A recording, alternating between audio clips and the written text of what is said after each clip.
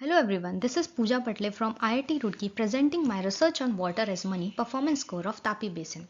Today India is growing, so its population and industries and food demands are. This is creating an invisible pressure on our water resources, and this challenge is getting worsened due to the lack of poor data, lack of water accounting and climate change.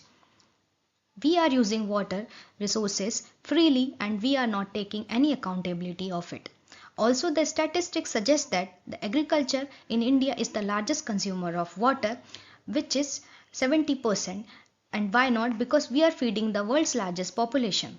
But here comes into the soul of my thesis, because if we will quantify and measure our water resources, we will be better managing it.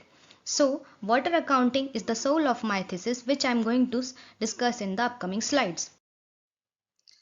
So, let's understand what water accounting is in terms of water money analogy.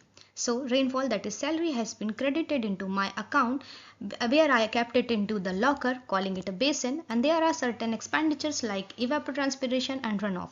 Also, there is some money available with me, calling it a storage, which I can use in the form of assets, and then these assets eventually become the investment in the form of irrigation and can give me the return in the form of water productivity and crop yield.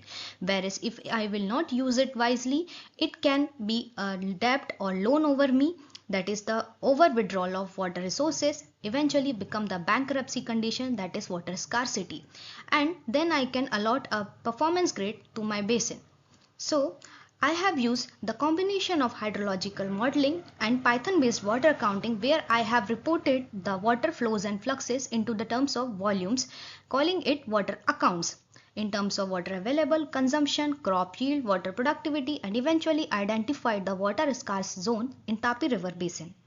So the great card of Tapi River Basin suggests that basin is under the extreme water scarcity, leading towards the bankruptcy and heavy debt of about 96% and groundwater dependency at 83%, whereas the water scarcity status shows that the central part of basin is extremely under water scarcity, which is representing a widening gap between demand and supply of water and need to be given special attention.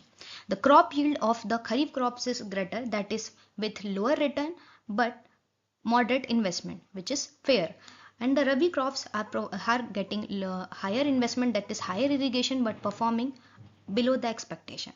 The final grade card of Tapi River Basin suggests that the basin has been allotted with the D grade, that is it is not performing up to the mark, and to improve it, the actionable plan should be proposed with the help of researchers, stakeholders, and as well as government. Remember, water is future.